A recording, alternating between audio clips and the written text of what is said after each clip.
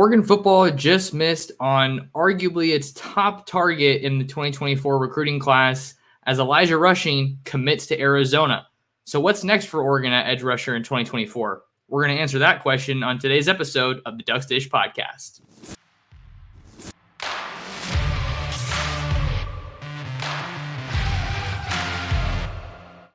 And we're back like we never left. Oregon fans, what's going on? How we living? Thank you so much for tuning in to another episode of the Ducks Dish Podcast. Just in case you're new here, I'm your host, Max Torres, publisher and lead editor of Ducks Digest, covering the Oregon Ducks over on Fan Nation, part of the Sports Illustrated Network. Excited to have you guys along for another episode of the pod today, whether you're watching on YouTube at Oregon Football Max Torres or listening on your podcasting platform of choice.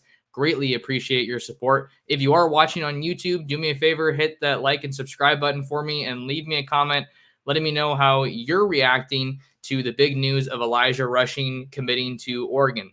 So, as it says in the description and as I said in the intro, we're going to be talking about Elijah Rushing because we have to. Elijah Rushing was arguably Oregon's top target, like I said, in the 2024 recruiting class, certainly at edge rusher. Well, now he's going to be staying home in Tucson to play for Jedd Fisch and the Arizona Wildcats. So we have to talk about what this means for Oregon and what's next now that they're going to be looking into some other options at edge rusher. I mean, there's no other way to put it. This is a massive miss for Oregon. It's one that I think the staff is going to be able to navigate and move on from. But, this was just to kind of get people up to speed. If you don't already know, Elijah Rushing was pretty much the guy for Dan Lanning as far as edge rushers go. 6'6", 250 pounds, super athletic, long. You don't find those guys very easily on the West Coast or, in the Western region coming out of the state of Arizona. So I think that he was tagged early on by Dan Lanning and the coaching staff as, the edge rusher that Oregon needs to get to try to get to that next level. Oregon led pretty much, I think you could probably say for the majority of this recruitment. And then, this is kind of a last minute thing. Arizona really made a hard push in the last couple of days leading up to his decision on Thursday. And, I know I wasn't the first person to put in a pick for Arizona. I know Justin Hopkins was kind of the first one that had that development. So, got to tip your cap there. But I, did some digging of my own, talked to some sources, and it was looking like Arizona was going to be the call as the Wildcats were able to come in there and really shake things up. But Jedd Fisch and the Wildcats stayed on him for a really long time. Obviously a hometown kid, really easy to get out for visits, and Oregon got an official, Arizona got an official. So you can kind of read between the lines as far as Oregon was doing really, really well. And then there was a last minute, it looked like, Oregon was leading, like I was saying, and then Arizona starts surging in the days coming up to leading up to his commitment. So now that he's going to be going to Arizona, the highest rated commit ever for the Wildcats, Oregon has to pivot. And I think there is one name that is going to be squarely at the top of their list. And it's Jordan Ross, another 5-star edge rusher. I think one thing that really helps Oregon in this situation is that I was talking about the spring game. And, if you guys have been listening to me for a while, I was saying that the collection of defensive line talent and edge rushers that were all coming out for the spring game was on another level. I don't think I've ever seen that many quality edge rushers, that many 5-star guys that were, in Eugene to visit for the spring game. And that made a huge impression on Jordan Ross. So I think that Oregon is still in a good spot here. And, you might be telling yourself, well, Max, he has he named like an unofficial top 3 of, I think it was Florida, Tennessee, and some other school. I can't remember. Maybe it was LSU or something. But that was just, the top 3 at that time. I did a little bit of digging and talked to some people close to that recruitment. And Oregon's squarely in the mix here. They are still involved with Jordan Ross. He was going to take an unofficial visit to Oregon this past month in June. But as I reported on Ducks Digest, there were some plane troubles, so he wasn't able to make that trip. The latest that I was hearing is that he was going to maybe try to come out for Saturday Night Live I still expect Oregon to get an official visit, maybe for that USC game or that Colorado game.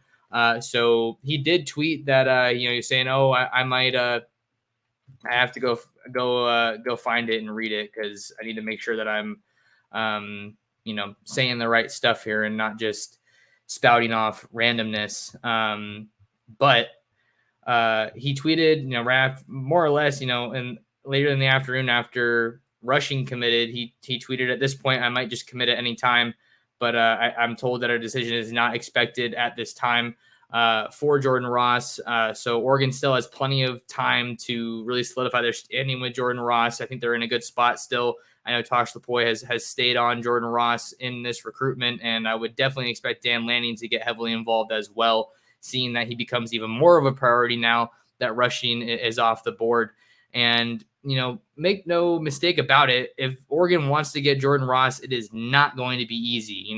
Going into the SEC country, into the state of Alabama, it's not going to be an easy pull. But fortunately for Oregon, they do have some momentum this cycle in the state of Alabama after landing Jaquan McRoy out of Clay Chalkville High School in Pinson, Alabama. So, you can kind of have that home away from home type of a deal. I'm not even really sure if Jordan Ross and Jaquan McRoy are friends or even know each other. But, I know that was part of what helped Michael Van Buren kind of get comfortable with Oregon. The fact that Ife Obadegwu, his teammate, fellow Baltimore native, was going to be in the fold. So maybe we see that become the case a little bit for Jordan Ross. So, Jordan Ross is, just about as equally high profile as Elijah Rushing is. 5-star guy, 0.9860 according to the 247 Sports Composite, number 30 nationally, number 4 edge rusher, and number 4 player in Alabama, 6'4", 230 out of Birmingham, Vestavia Hills. Doesn't have a top group, an updated top group, at least I should say. He does have a top group right now. The last one that he made public came back in April, a top 8 of Alabama, Texas, LSU, USC, Georgia, Florida, Oregon, and Tennessee. So that's kind of the latest public top group that we have right now. I mentioned the top 3 that I think he spoke about at the On3 NIL series in Nashville last month or 2 months ago, maybe it was. But I'm here to tell you, Oregon is going to still remain heavily involved with Jordan Ross. I think they still have a good chance. We're going to have to see where this one goes as far as timelines go and what other trips he's able to take. But Jordan Ross, I think he becomes the top edge target for Oregon here in the 2024 class now that Elijah Rushing is going to Arizona. And like I mentioned earlier on, this is where it pays dividends for Oregon to stay involved with so many elite options. You've got to take those swings no matter what. You can't just count yourself out because you're in Eugene, Oregon. And a lot of these guys are coming from the South. You've got to take those shots because, you miss 100% of the shots you don't take. And, hey, every once in a while, you'll get a guy like Jaquan McRoy to hop in the fold. Ducks also worked recently in the state of Alabama with TJ Dudley, who was committed to Oregon at one point, and then he ended up flipping to Clemson after Mario Cristobal left. But they've done it before. It's not going to be easy, but they're going to do everything they can to try to get Jordan Ross. And the next guy that I'm going to talk about on this list is another top target for them at edge rusher. We're talking about 5-star edge rusher Colin Simmons, 6'3", 225 pounds, out of Duncanville High School in Duncanville, Texas, in the Dallas area.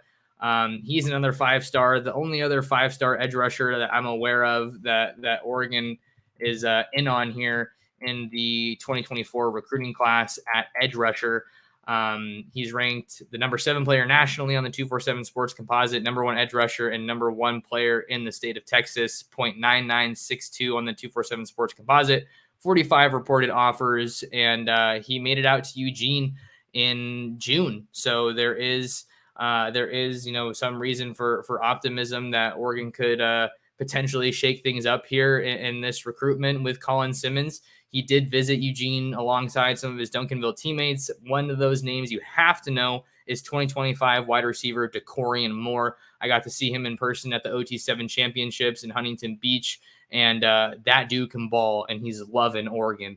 So keep an eye on DeCorian Moore with Oregon here in their 2025 recruiting class. But Colin Simmons, he's a name that has kind of been linked to Oregon for a while, just been a target for a long time. but he's also made a couple of trips. And there's a reason that June trip was so important for Colin Simmons. It's because he was supposed to come for the spring game, and then the trip didn't end up happening. So really important for the Oregon staff to get him back on campus and stay involved and keep pushing in that recruitment.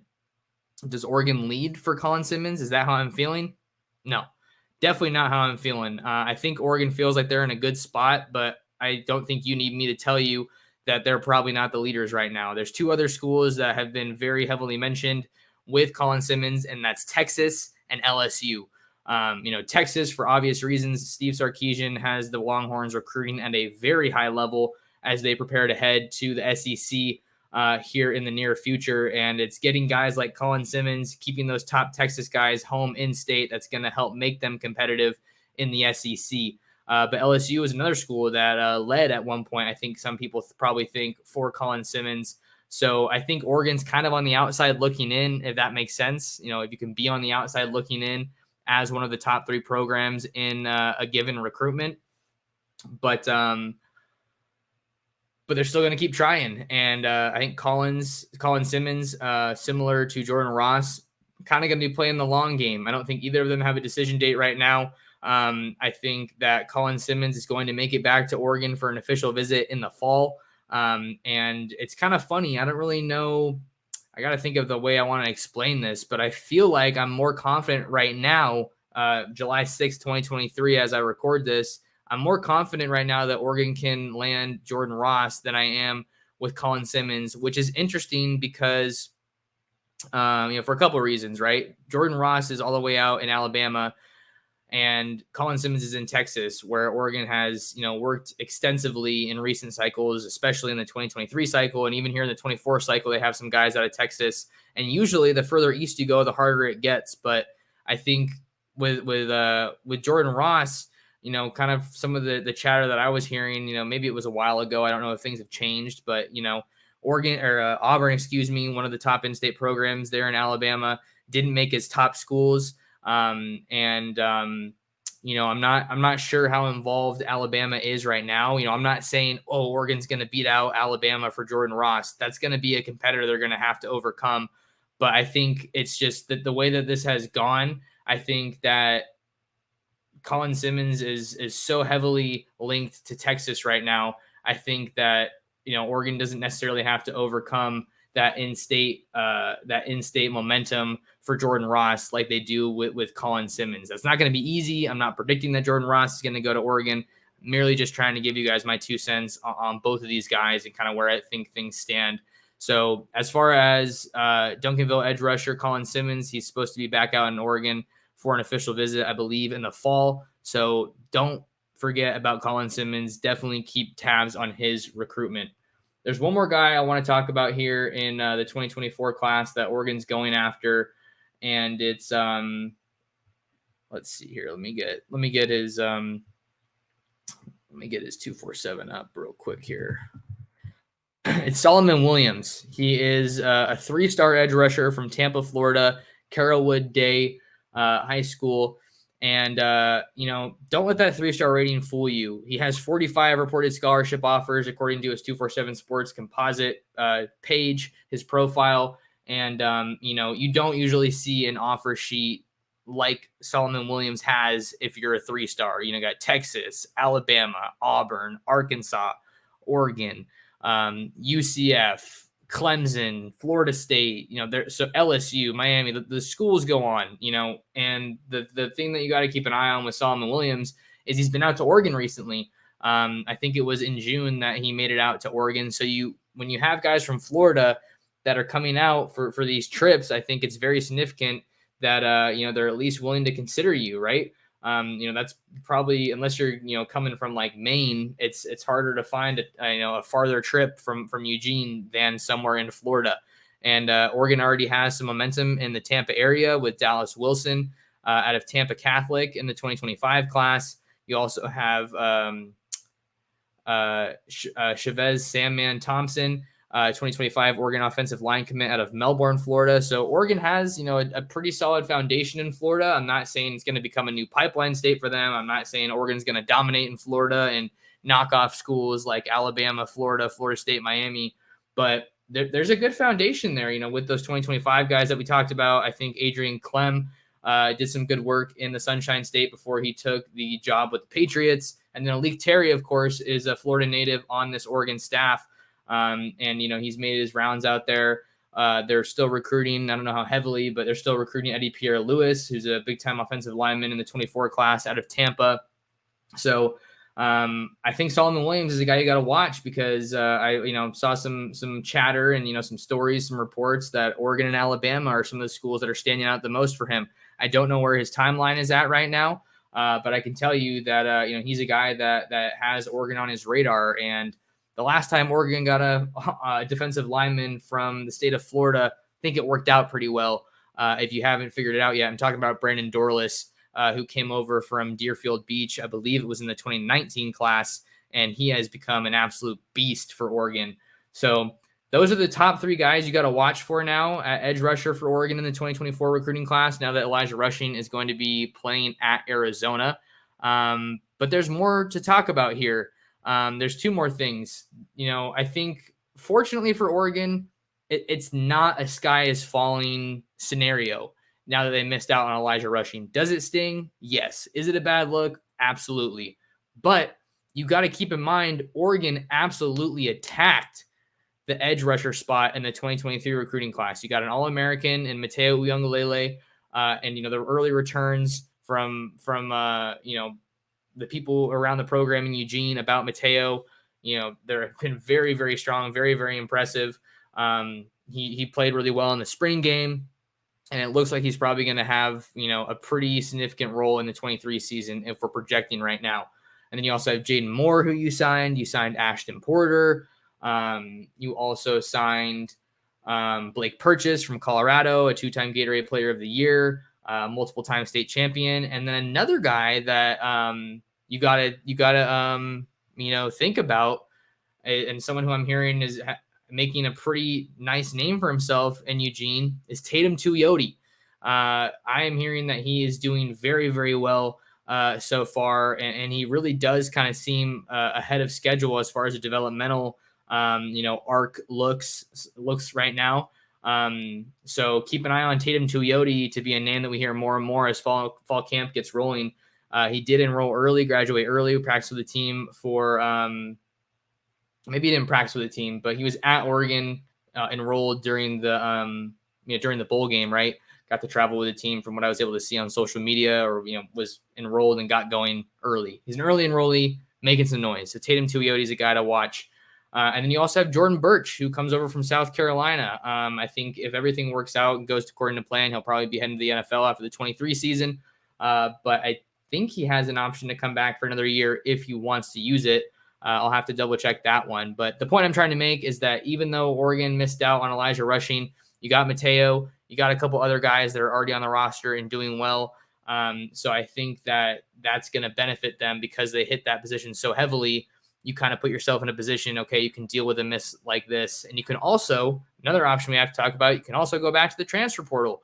It's not easy to find top tier guys every cycle in the transfer portal like Jordan Birch. You're not going to find 6'6", 275-pound guys that, are willing to go across the country, easily. I'm not saying that was an easy recruitment for Oregon by any means, but the transfer portal is going to be an option. We have seen former top Oregon targets end up at other schools and then transfer. I'm looking at Anthony Lucas, for example, a huge defensive lineman out of the state of Arizona that Oregon recruited in 2022. What happened? He committed to Texas A&M, hopped in the portal a year later, and now he is at USC. So we could easily see something like that happen down the road. That's why you got to stay on these guys and keep good relationships. Just because you finished number 2, like I'm pretty confident Oregon did with Elijah Rushing, you got to stay involved. You've got to stay involved and keep up the appearances and, stay involved and be receptive if they reach out to you or, however it works, whatever the process is. So all in all, to summarize this, it's definitely a big stinger for Oregon with Elijah Rushing choosing Arizona over Oregon. But, recruiting is no perfect science and, things can change in the blink of an eye, as we saw here with Elijah Rushing. So now Oregon's attention turns to Dylan Williams, 2024 Long Beach Poly linebacker, who is set to announce his commitment on Friday, July 7th. I'm not sure if I'll have another podcast out before then, before his decision. Maybe we can just wind that down. I firmly believe that it's an Oregon versus Michigan State battle for Dylan Williams right now. I still have my prediction on Oregon for Dylan Williams. I feel okay about it. I don't feel super confident as of right now. I'm not going to be changing it as I record this right now at 9 p.m. But Oregon versus Michigan State for Dylan Williams. He's going to be announcing his decision at 1:30 p.m. Pacific on the Rivals YouTube channel on Friday. And the last note that I'll add here is that it's really important that Oregon gets Dylan Williams, because I think that there could be a direct impact on another recruitment in the 2024 class that Oregon fans are probably following pretty closely, and that's new Los Alamitos linebacker Kamar Matudi, who's going to be announcing his commitment. I think it's on July 10th or July 11th. Might have been a new date that I saw, but he's going to be announcing his commitment in the near future. And those guys both played for Premium on the 7-on-7 circuit. I think they're called the Bash Brothers. So they're close, and it does kind of seem right now like they are potentially a package deal. So if Oregon wants to get Kamara Matudi, it would probably help them to land Dylan Williams on Friday. I still think Oregon's going to be the call right now, but I'm telling you that it's going to be a battle until the end for Dylan Williams in the 2024 class out of Long Beach Poly. And the Ducks would love to parlay that momentum into Kamar Matudi's upcoming announcement for his college decision just a few days later. So Dylan Williams, got to keep an eye out. Kamar Matudi, got to keep an eye out. And then Preston Tamua, I believe the Hawaii offensive lineman, he got crystal balled to Nebraska by Blair Angulo, who had previously placed a prediction in favor of Oregon, and he's supposed to announce on July 16th. So plenty of names to track, plenty of names to follow. I'm going to be heading out of the country on Friday evening, so this might be the last podcast that you see for a while. Going to be gone for 2 weeks, so my vacations never line up well with the recruiting calendar, but I'm going to do my absolute best to work as much as I can, but also enjoy myself, try to keep you guys updated. But yeah, that'll do it for today's episode. Important to lock in with me. You haven't already on Twitter and Instagram. I'm at mtorres sports. I'm at Oregon Football Max Torres on YouTube. Like the video and leave me a comment and subscribe to the channel. And until next time, thank you guys so much for listening to another episode of the Ducks Dish Podcast.